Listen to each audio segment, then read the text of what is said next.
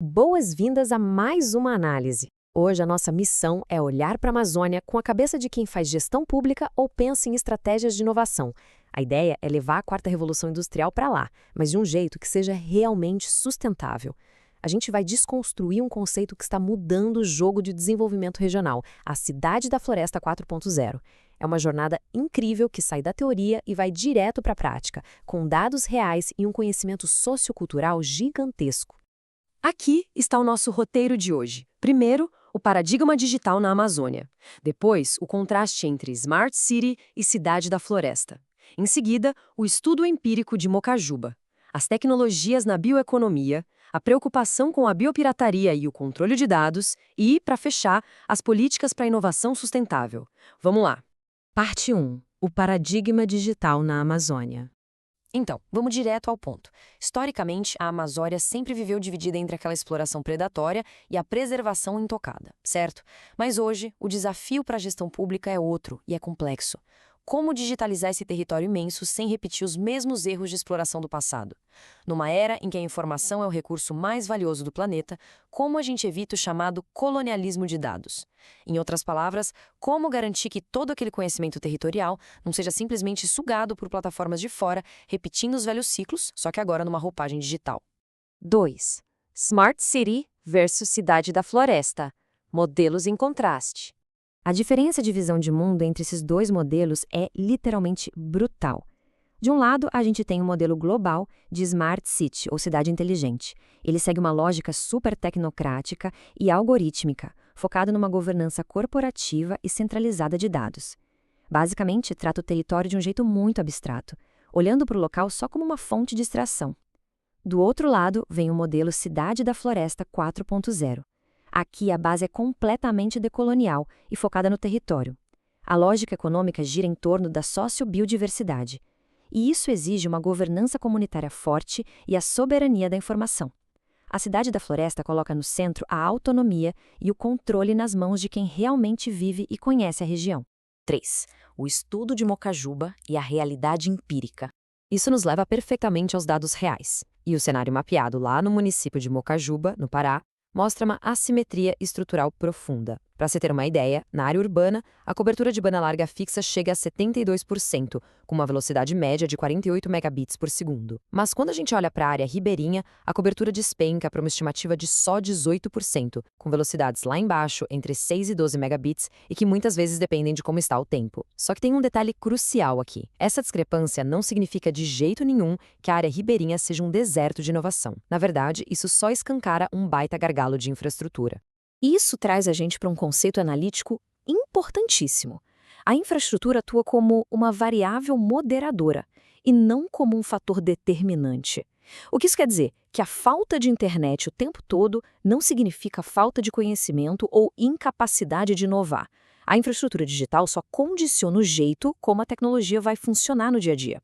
A inovação ali acontece de um jeito intermitente, totalmente adaptado à realidade local. Então, para quem está na gestão pública, a grande sacada é não focar apenas em passar cabo de fibra ótica, mas sim em desenvolver a capacidade digital adaptativa da comunidade.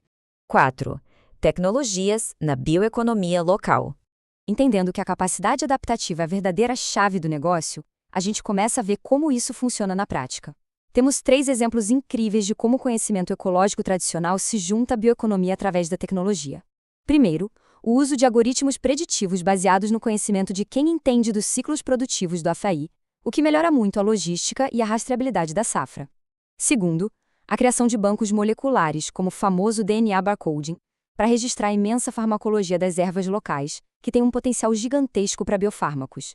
E terceiro, o uso de sensores de internet das coisas para monitoramento remoto, ajudando demais no manejo sustentável da pesca lá no Baixo Tocantins. É literalmente a tecnologia agregando valor para manter a floresta viva e em pé.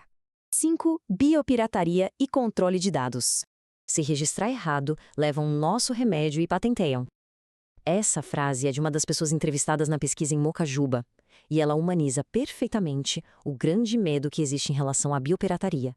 A comunidade não tem um ceticismo ingênuo ou uma rejeição cultural à tecnologia.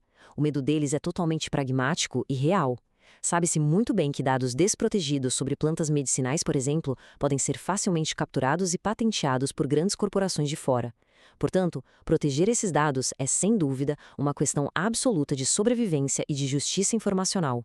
Para resolver esse impasse de forma segura, o estudo propõe um arranjo de governança comunitária de dados, que é estruturado num processo chamado de ciclo de conhecimento digital. E são 4 etapas super claras. Tudo começa com a identificação comunitária sobre o que deve ser digitalizado. Depois, passa para o registro protegido desses dados.